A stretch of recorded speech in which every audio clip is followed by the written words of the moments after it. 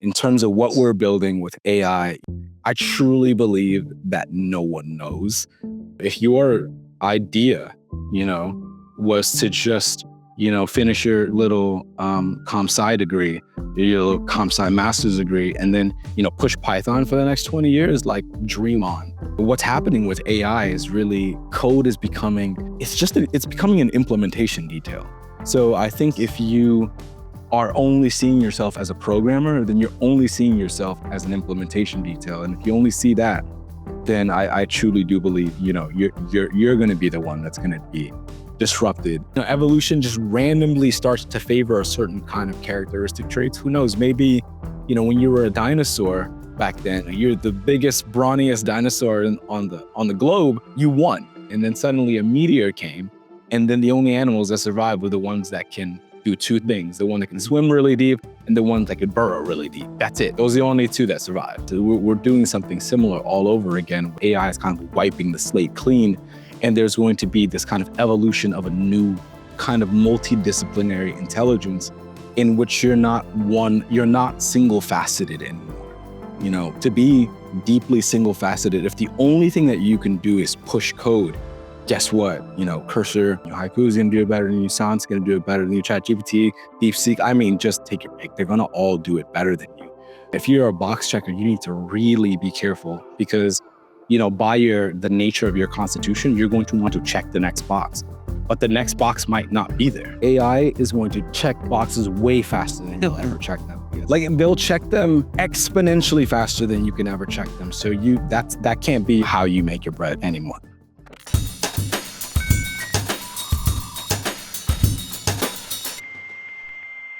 All right. Good. All right. We're rolling now. 3 or 4 buzzwords, which are kind of like synonymous with me at this point, because self-proclaimed, of course, because I talk about it so much. The words are autodidact and multidisciplinarian. Yeah. Yep. Where does that even come from? I feel like I am maybe the Persian version of you in Europe. I guess that would make me the American version of you in Brooklyn. Then Brooklyn. Yeah. Coming over here from not so sunny Brooklyn. Autodidact. Yeah. Where does that come from? Well, I think there's this kind of notion that we all learn how we learn, right? We all go into information, or we educate ourselves how we educate ourselves. And one thing that I've always found to be a kind of not necessarily an issue, but a kind of a block for me, is everyone would always see information the same way. And I was always just so frustrated because I would never see it that way. It would always be, everyone would be like, yeah, it's blue. And I'm like, but it's red. I don't know what you mean by that. And I would always look at it and look at it and look at it. And the thing is, I was always curious about that fact. I was always curious about the fact that I always saw the color differently. So, but the thing about it is I was curious about it in every way possible. So everyone would kind of go about learning things in school, maybe learning things in engineering school or learning things anywhere in one particular way. And then I would just kind of go about it in a kind of separate, different direction. And I would always feel like when the project stopped or when the assignment was over, I was just always still curious. So I would just kind of keep going down the rabbit hole, and I would kind of start seeing how information was connected and these data points were connected to these data points. And I would just kind of keep going down to just the rabbit hole. So I think that has everything to do with being an autodidact. You're just infinitely curious. You want to keep going down. You want to just keep finding out. And there's no point for you in which the information stops being satiating. I guess that's what kind of brought me into art or brought me into photography. The projects would stop for everyone else. But for me, I was like, but it gets so much more interesting. Let's keep finding out. So I guess that's what an autodidact is. You're almost addicted to the process of learning. Mm-hmm.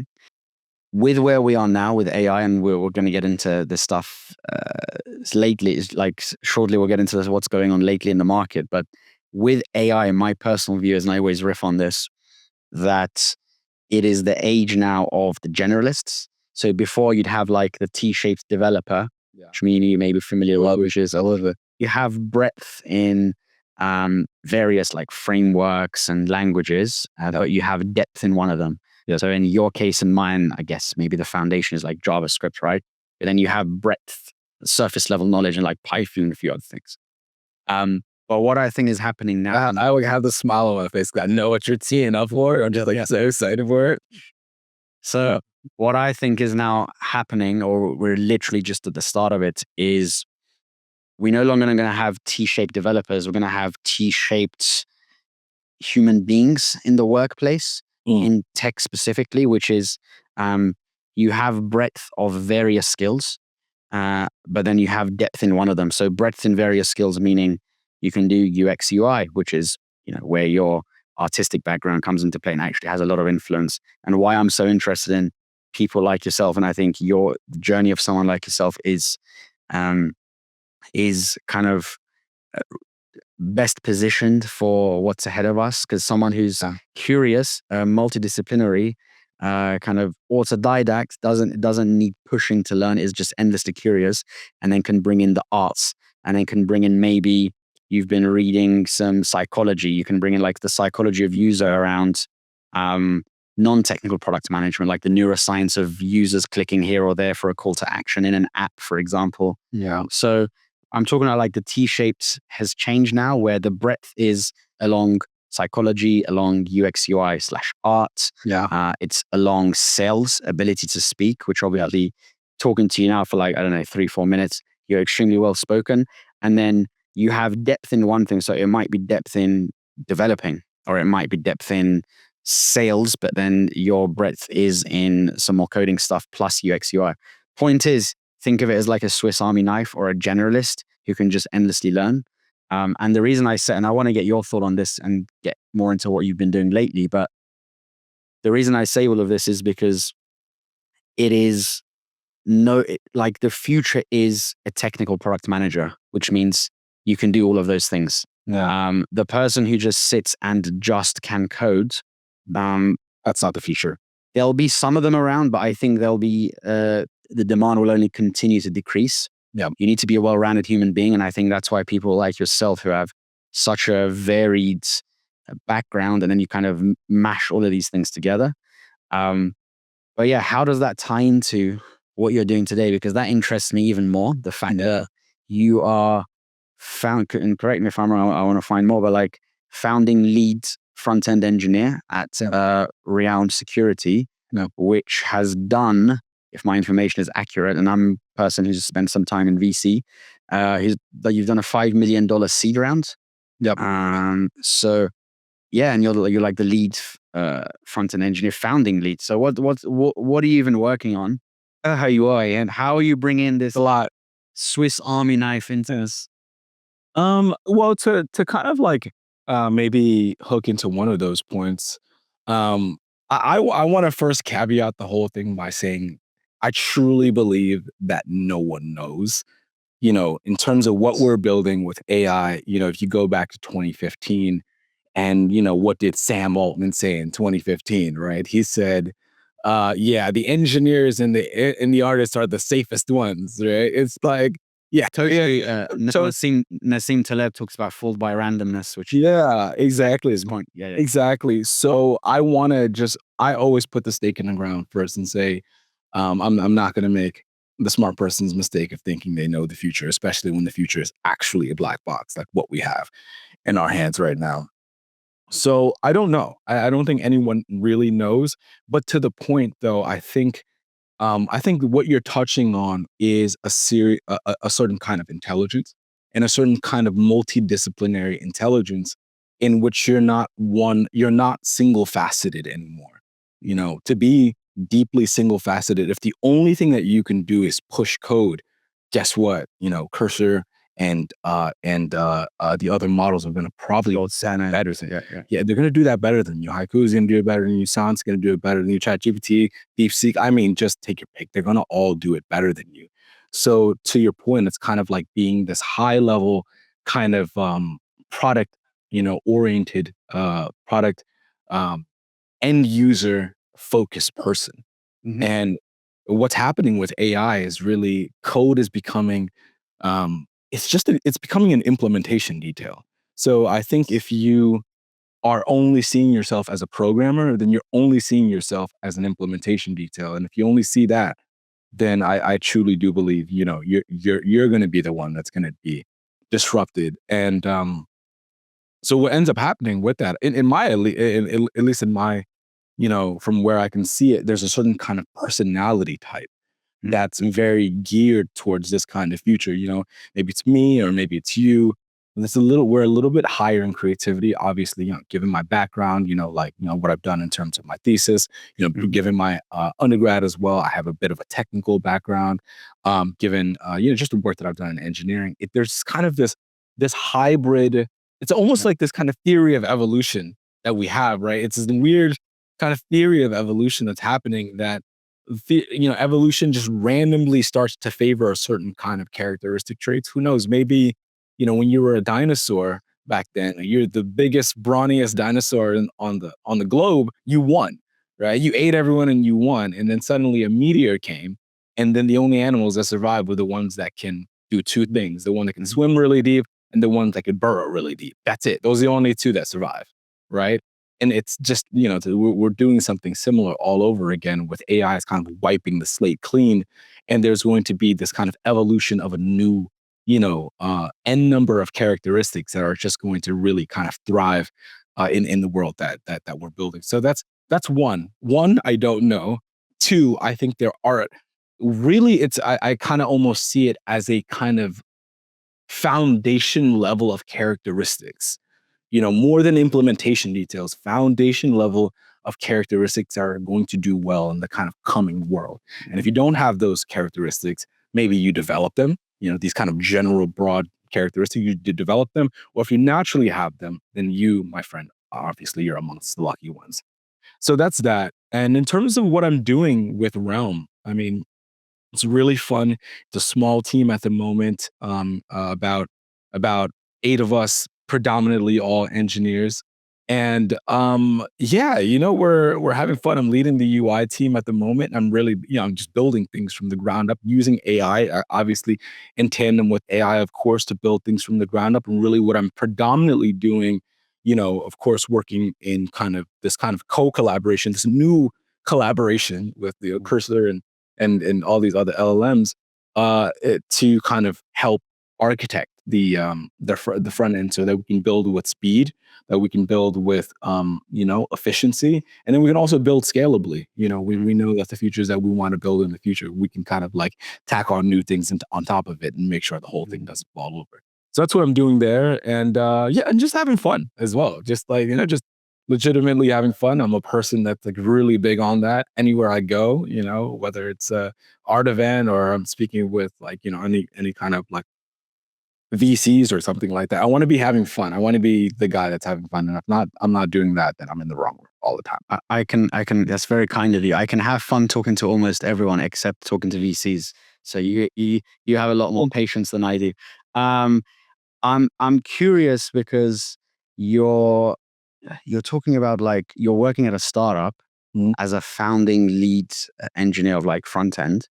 And correct me if I'm wrong, like your background a few years ago when you decided to double down on becoming tech, like you already had some technical background from college, I think, but you spent years not working in a technical field, but then you decided to double down on like the technical skills. Yeah. So then you went to, is it Codesmith you went, coding school?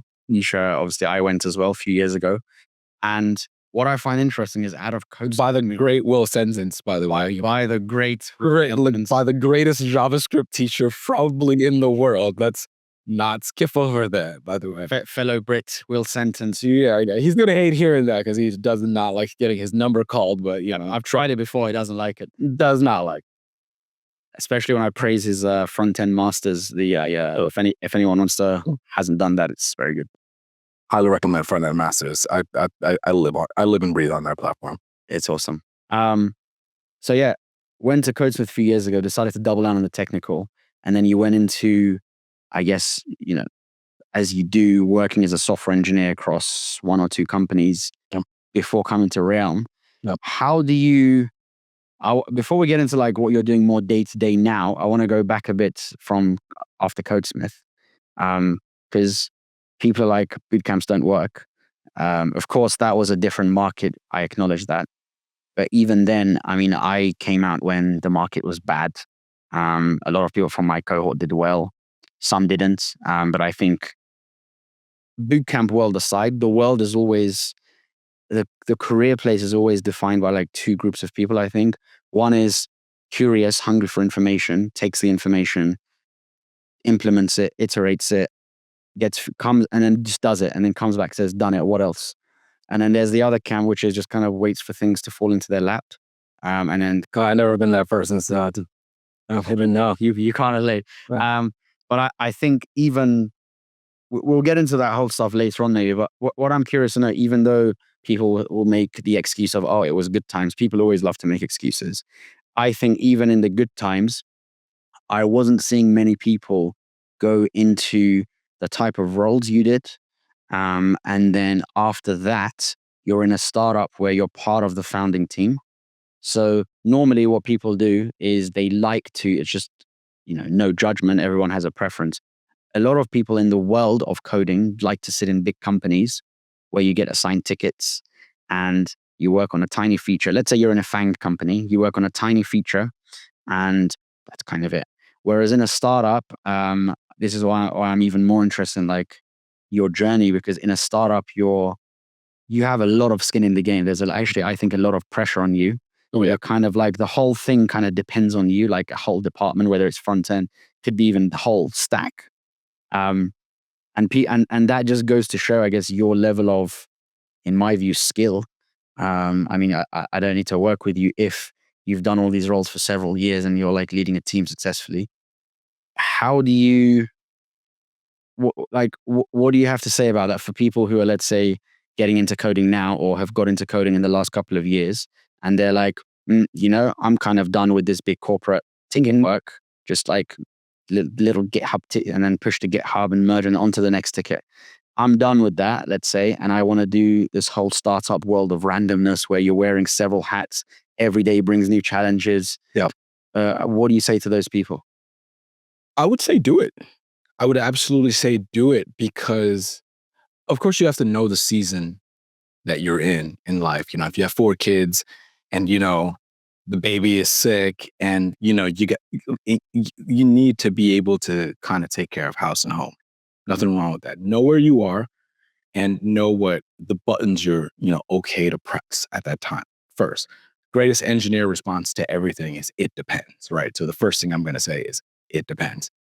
But at the same time, if you haven't gone through the ringer, if you haven't challenged yourself yet, if you haven't, if you, and it sits like right in your diaphragm when you haven't stepped up to the plate. It's not, when you wake up, it'll be right there. If you haven't done that yet, I think you should do it because, maybe you do have a FAANG job. Let's say you do have a FAANG job. You're making your nice 300. You're comfortable. Maybe more. I've seen some of the comp packages there. It's real comfy. I call it golden handcuffs, but Golden handcuff. used to their own, yes. There you go. And yeah, it's really, really snazzy life. You maybe have a nice car or you Uber everywhere. But at the same time, one, the very notion, the very fact that you got there says a lot about you. That means you're hardworking. That means you're smart. That means you wanted something at some point in your life. Okay. Is that what you wanted? Is that you just wanted to be comfortable? Because congratulations, now you are. Now what? So that's it. You'll be comfortable for about a year. And then, that next thing is going to start kind of driving you because you wouldn't even get there if you weren't driven and smart anyway. Yep. So that's one. 2, money is great. Amen. All hail the green, But at the same time, there's something else to money. There's something further than money that I always put first. And I always will continue to put it first for the rest of my life. Definitely I'm an engineer. I don't think I'm like financially hurt by any stretch of the imagination, but I always put this in front of money. I will always put scope and priority far over money anytime. Because when you get responsibility, when you get leadership, when you get skin in the game, like Nassim says, I didn't know that you'd read Talib as well. I'm sure this could. oh man, oh dude, oh my God, his notion of anti-fragility just changed my brain. It's just like reworked my brain. I love it. When you got the Realm security offer, and you said, I said, what advice do you have for people who are like in the comfortable job and want to take that startup job? Because it does come with risks, and you said just go for it. But I guess in more implementation details or practically, what does that mean? So you have started at Realm in summer 2024. So that's kind of like, you could say, the peak of the downturn. So you changed jobs, which at a bad time, which is very risky. People would be like, why would you change jobs at that kind of time when you're comfortable? And first, like, what does that entail? Let's say you're in a big corporate or a comfortable corporate, or you're just pushing tickets somewhere and you want to join a startup and you say, just do it. But what did that entail? What advice do you have for people who want to like practically achieve that beyond just sending applications? And then after that, I'll get into like your day to day now. Well, like, do you mean it in the sense of like, the person that's in the kind of the cushy position? Is it the person that's in the scrappy, like, I'm not employed at the moment, I'm trying to get through it, like, Well, let's both actually. Yeah, I was asking about someone who's comfortable, because we have like a lot of, I guess, mid-level, senior level software engineers who listen. yeah. But we also have people who are new to the market because it's brutal. I guess my constitution, and I think also if you're an engineer, you probably have a somewhat adjacent constitution and personality. I think you should ask yourself, is this who you want to be? It seems, again, I hate platitudes. I hate things that are trite. But so this is one of them that actually I do ask myself every day. Is this who you want to be right here? And maybe you're comfortable, or maybe you're not doing the best that you can. Maybe even the current job that you have, you're not even doing. You could do more. You could be more. Or maybe there's a side project. I think it's all related. We're talking about the transition between one place to another, but it's really all related. It's all actually one thing, right? It's asking yourself the question of, who do you want to be? And maybe if you don't really want to be, hard-nosed engineering, or like you want to move forward, move the way you see your life moving the needle is not pushing through at a startup. It's going to be, pushing through at a community service thing. So, okay, cool. Yep. You ask yourself the question, is that who you want to be? And then you still need to make the same transitory decisions, asking yourself. So if the person who you want to be is a person that takes responsibility, that has scope, that has the decision that they make actually has impact on the stack. It has enormous impact on the user. You're closer to your users. You can literally see the user feedback on a daily basis in terms of, this is not the direction of the product, or this is literally kind of stopping me from using the product in the way that I want. If you want that kind of, that direct growth, or maybe you want to start your own company one day, and you want to get in at a ground level of a startup to understand what the moving pieces and the nuances are. You get to be, one meeting away from the CTO and the CEO every day. If that's who you want to be in the future, I think these are the steps that you can take. So I think it really does start with, the unfortunate platitude of asking yourself, hey, is this who I want to be? And if it is, then, time to, brush up the resume, and also do well where you are at the moment as well. Like, do incredibly well at the company you're at. Take the responsibility, take the scope, take the project, because when you do that and you overcome the obstacle, you have more confidence. You have more things to talk about at the next interview anyway. And then that confidence, that reality, is going to just spill over into the conversation that you're having with the CEO of the small startup. Like, this is a guy, or this is a girl that they go for it. They're not just waiting for me to tell them that the button needs to be red. It's like, no, they figured out the 3 shades of the color of the button that it needs to be. In fact, they did the background research, and they found out that this is going to give us an ROI of 20% on investment.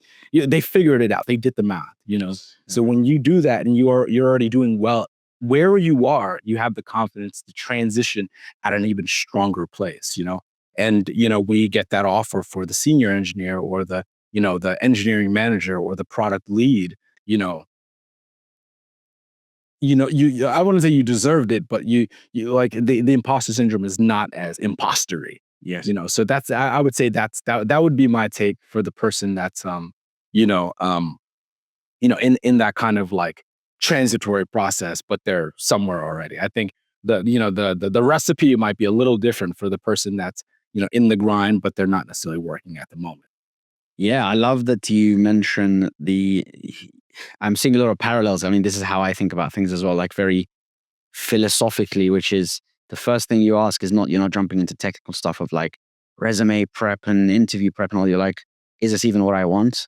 Which again, like all of this stuff sounds so cliche, but it points to um, the philosophy of Rene Girard, who was he popularized mimetic theory, mimetic desire, which mimesis or imitation, which there's actually a great book called Wanting on this, written by Luke Burgess, and he's a phenomenal author who popularized a lot of Rene Girard's ideas. And what is it? What is it about? It's mimesis is around the concept of imitation of human beings. Goes very deep, of course, but in a nutshell, human beings not knowing what they want and why they want what they do want. So All right, we model and we copy each other. Yeah, absolutely. and again, that points to a lot of biology as well.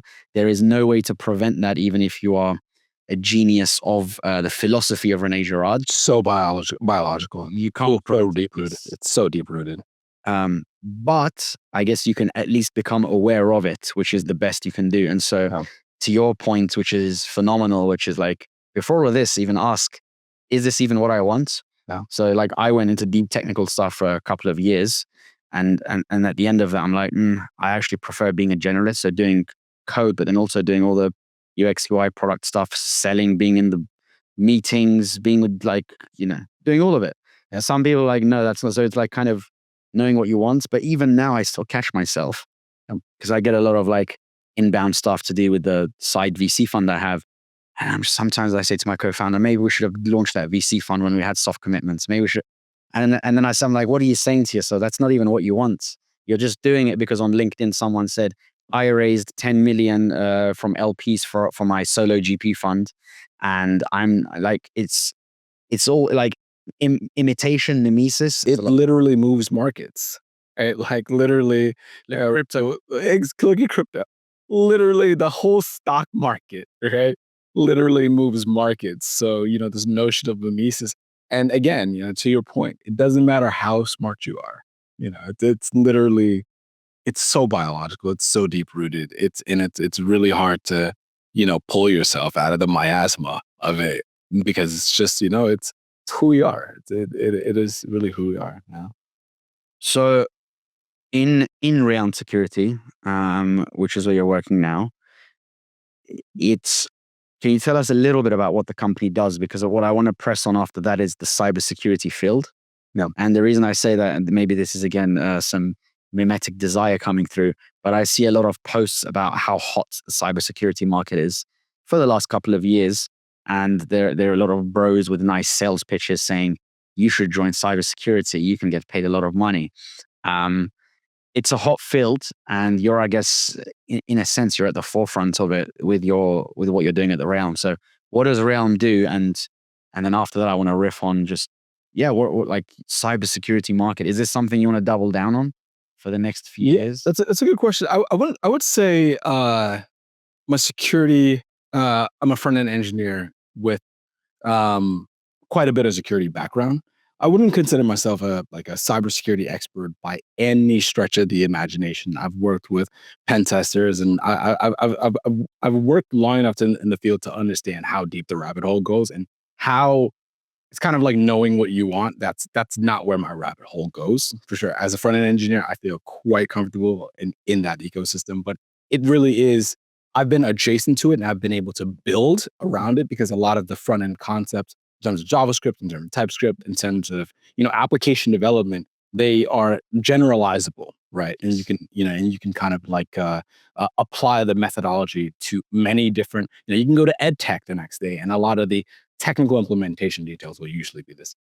So yeah, I want to definitely caveat that. But second, in terms of what we're doing in Realm, um, it's this kind of notion of a data fabric. And how I would put it is, it's almost like this kind of universe of data, or this data ecosystem. Maybe there's data in an S3 bucket that's flowing over to maybe another S3 bucket somewhere else, or just a whole, just n number of data points of these kind of disparate data locations. And what we're essentially doing at Realm is what incumbents are already doing, which is helping users or enterprise company move their data from one location to functionally another location, right? Just to kind of simplify it all down, it's helping our enterprise users move their data from one location to another location. If we're just think about it first principles, so we're essentially helping them do that. But at the current in the current landscape, the current incumbents, the process of doing that is very intensive. It takes experts in just in the tooling that's out there right now, Mhm. which our main competitor at the moment is Cribble. And just in the tooling right now, it's very complicated to get a pipeline flowing from maybe one location to n number of different kind of data destinations, right? So what we're functionally doing is, since the tooling already exists, and this is kind of like the run-of-the-mill technological trope, right? Someone figures out how to do something, and then the next person cleans up the API around it, right? Like, we invent WebSockets. Okay, great. Now we have a framework around WebSockets, right? And it's a whole lot easier to work with because we realize that it's too difficult here and there. So this is functionally what we're doing. We're taking a tool that's a bit more on the complex side, and we're kind of reaching into the ecosystem by simplifying the tool down, because it's still necessary for a lot of enterprise clients to do this, but maybe they don't have the resources to hire someone that's an expert in Cribble, Mhm. right? So that's functionally what we're doing at Realm, and what we're trying to do really as a company at the end of the day. And the tooling and the product are all implementation details around the simplification of allowing our users to essentially migrate their data, and also maybe also get an idea of the data, or maybe filtering it down, or reducing costs via the reduction in data from one location to another. Something like that. I can riff on it a little bit more. I don't want to I don't want to have people glaze over, but Sure. yeah. And then because going back to the point of kind of cybersecurity market generally being kind of hot thing, if people want to be, say, a front-end engineer like yourself in cybersecurity, which, as you said, it doesn't mean you're a cybersecurity expert, but you're doing work in the cybersecurity field. So you're a front-end engineer in a cybersecurity, centric company. Then I guess that's something where it's a good area to kind of focus on, rather than some people might have a passion for fintech or ed Yeah. tech or whatever. But if you actually have a genuine interest in cybersecurity, I think it's a good place to maybe, I wouldn't say specialize, but kind of build a career. You do a few years at one company, and then you can go to another company, and then you kind of become a specialist in some sense, but your skill set is still broad as a generalist. So, Yeah. for example, Ousman, founding lead front-end engineer. So you can do UX, UI, you can do product-based decisions for the front end, you can do the actual developer work. You're extremely well-spoken, you can pitch ideas. So it's like an all-rounded well package in the field of cybersecurity. So then after around, hypothetically speaking, if Ousman wanted to go to another company and be CTO of a cybersecurity startup, they'd be interested in it. Or if like that's the next phase up, I would say, right? Or you may want to raise funding for your own. But the point is, like, the career trajectory you've had, which is you've started doing ticket work at another company. Yeah. And you started open source software, then ticket work. You've kind of been building the resume to the point where now, in a few years in the future, I guess, even now, really, the world is your oyster, as you can shape it as you want.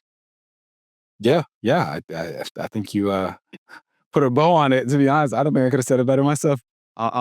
If when you want to raise funding from VCs, I'll come there and I'll just pitch that as the. Yeah, I think so. And you also brought up a really good point, especially given the fact that the market is the way it is right now. And, engineering is functionally changing. Obviously, we talked about, what the LLMs are kind of bringing to the table, and they're only getting better, by the way. This is as bad as Cursor or Claude is ever going to be. Remember that it's only getting better. This is as bad as it ever will be.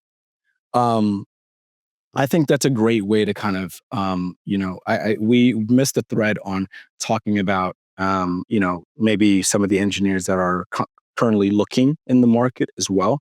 And, they're looking to kind of make their mark in the market as well. And, maybe get in as a company as a senior engineer somewhere else or something like that. And, they're going through the kind of job cycles as well. I think that's another way to kind of differentiate yourself. I think being an engineer, maybe that's back end or front end, that's oriented towards a certain kind of substrata of the technological field, whether that's, obviously fintech or ed tech or cybersecurity, which obviously it's only gonna grow. Yeah, I mean, I think maybe that's the call to action there. It's only gonna grow because a lot of the tooling is only becoming more complex, and especially given the fact that, AI is gonna be expanding exponentially because all of these resources that's going to it and through it internationally, it's only gonna grow, obviously. But yeah, being a front end engineer that maybe cybersecurity oriented really can help you really step out and stand out in the market, or a cybersecurity that's fintech oriented, a front end engineer that's fintech oriented can really help you stand out in the market as well. So, yeah, to your point, I think those are great ways to add even new flags to someone's resume and also someone's CV as well. And again, I think these are the new ways that we need to think about the ecosystem, the job ecosystem, the engineering ecosystem, because it's changing. It's changing. It's changing at light speed. Let's call it cat, a spade a spade. This thing is changing, man.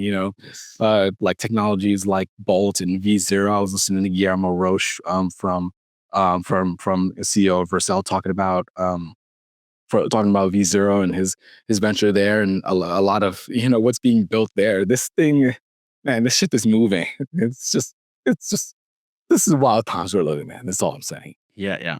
But and I love that.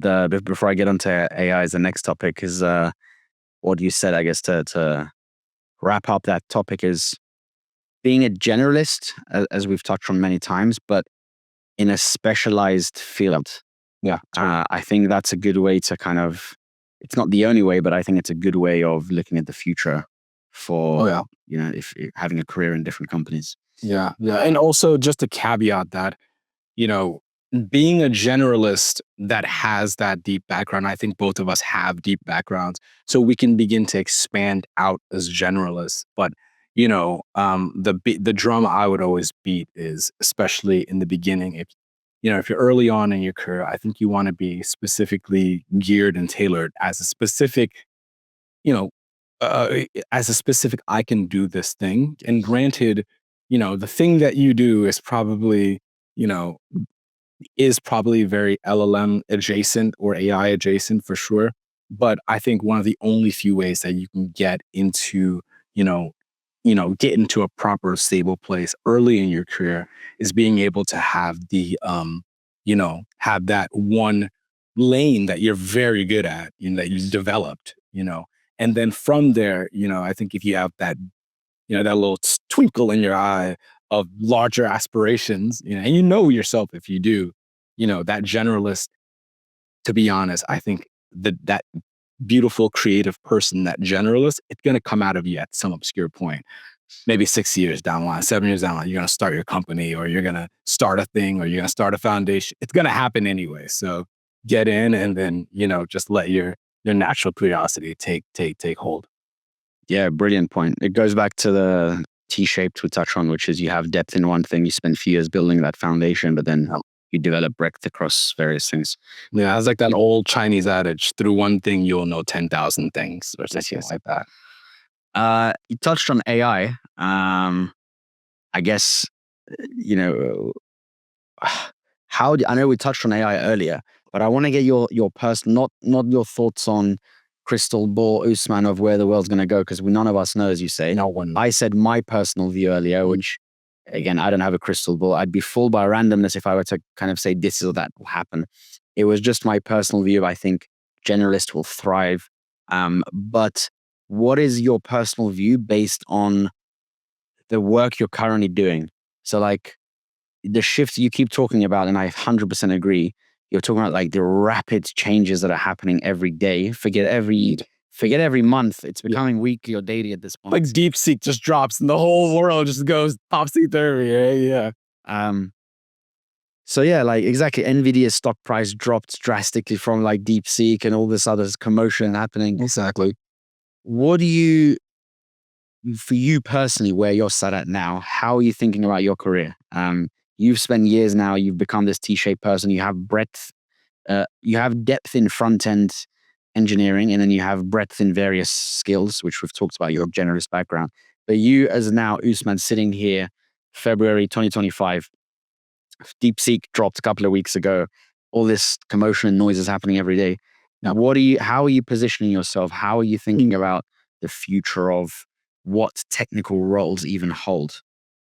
Yeah, that's a great question. Yeah, I'm already working on diversifying, myself, not even, of course, as an engineer, I take every morning to improve myself as an engineer. I'm either reading, articles, or I'm reading docs or something like that. I take every chance that I can get to do that.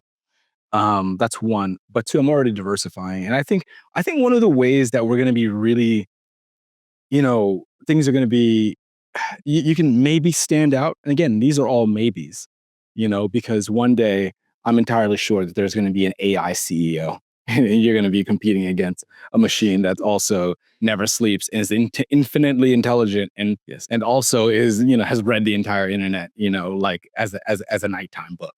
So, definitely gearing up for that world.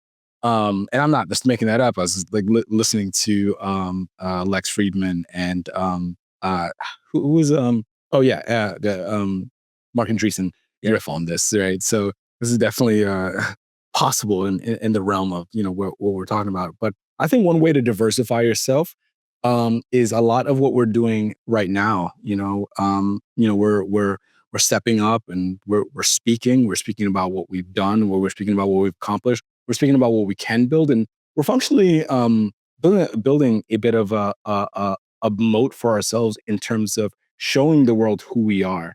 And I hate this, it has such a pejorative, but branding yourself as a person and really kind of building a digital ecosystem that is you and around you. I think that's going to be one of the ways that you can really kind of maybe um, start to defend and guard yourself, and also have a little more fun, obviously, because you can connect with more people. But to create some kind of diverse lane for the future of things. I think, to your point before, if your idea, was to just, finish your little comp sci degree, your little comp sci master's degree, and then, push Python for the next 20 years, like dream on. Dream on. Yes. I'm not being facetious when I say that, because there are the people, the kind of people that make their way through the pipeline, that scrounge their little way through the pipeline and like, okay, great, I got an A, now I need to get another A, and after I get the A, I'll get the job, and then I need my EM to pat me on the back, and then after the EM pats me on the back, I need the CT. Like, this is real. Box records, Box records. And I don't mean it as a pejorative, and I'm not being critical in any way. I'm just saying that, yes, if you're a box checker, you need to really be careful, because, by the nature of your constitution, you're going to want to check the next box, but the next box might not be there. It might not exist. So you need to be able to diversify and think. And I think one of the ways that you can do that is building a brand, I think one of the one of the thing, like like when I joined at Realm, my CEO reached out to me, big, wonderful, super smart, intelligent human being, Peter. He reached out to me, and when we were at dinner, he read part of my bio to me. Like he did. He functionally went out He looked at my brand. He kind of assimilated and understood what I knew about the world. And that was one of the things that brought him over to me. And I think that's one of the things that's going to really diversify, like set you out going forward. So, if you are a box checker and if you are, talking to you, Mr. Box Checker. I do like my boxes. I like my list. I'm not gonna lie. Everything's in Notion for me. But yeah, if you are, know that you need to think outside of the box. No pun intended. Yeah, I 100% agree. And I think that's one thing we're pretty sure about the future of the professional world, especially in tech, is that I was a box checker myself in the 2010s. I did the whole do this degree and then work in investment banking, and I went the whole traditional path. Um, the new world is again, you're not. There's no bad intentions here. What you're saying, your point is, which I agree with. The world of box checkers was in the past. The new world is that just will not work. Yeah. And AI is going to check boxes way faster than you'll ever check them. Like they'll check them exponentially faster than you can ever check them. So that can't be how you make your bread anymore. yes, your other brilliant point is around the notion of, like branding or putting out stuff online. So you're talking about the person who hired you is reading out your bio because you've been publishing things online. And I'll get on to later some of the awesome sites you have on the interwebs, and you just publish lots of different things about yourself.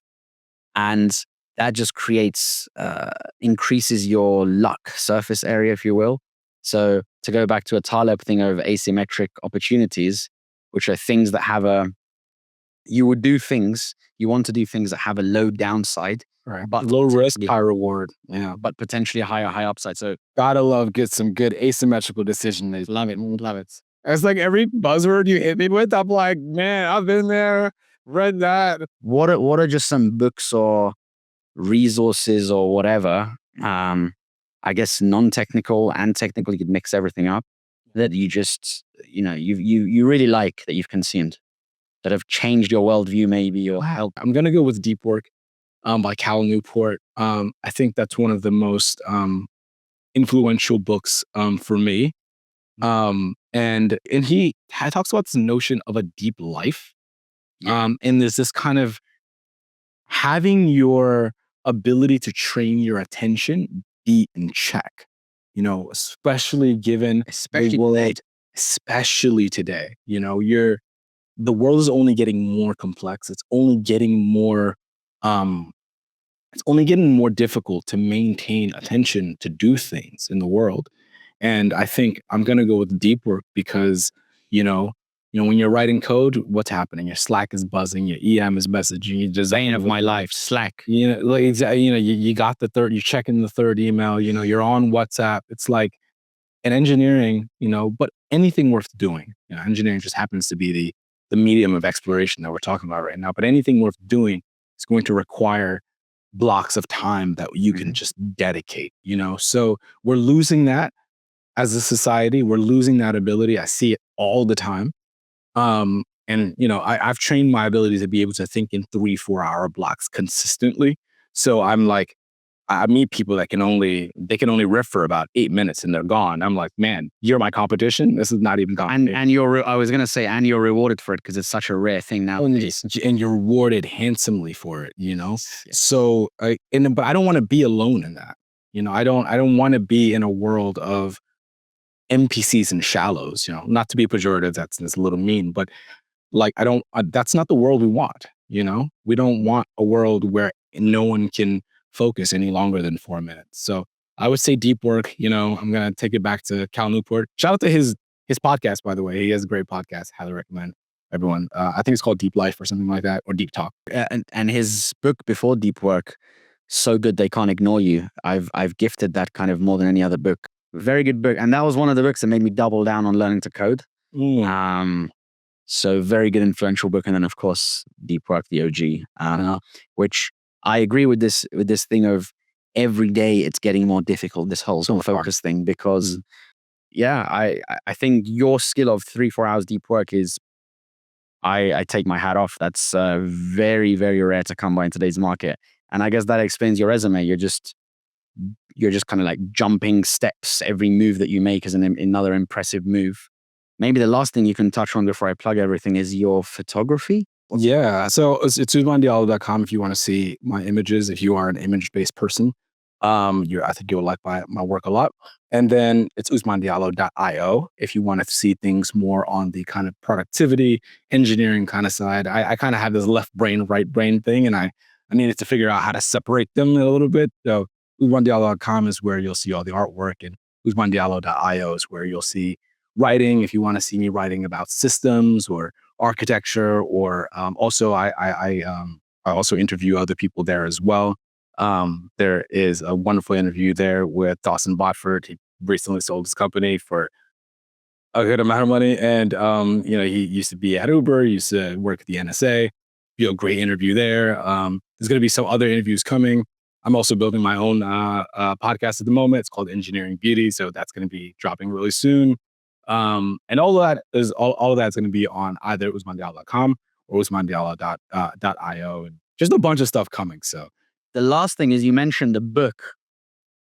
British Journal of Photography, Portraits of Humanity, Volume 6. It's one of the oldest first journals of photography, and has been pretty much a backbone in the kind of like photographic ecosystem and staple just almost since the inception.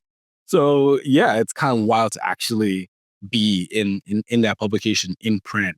That's it. Anything you want to say as we wrap here? This is just a good one. This was just fun. Yeah. Awesome, man. I appreciate you and look forward to chatting more.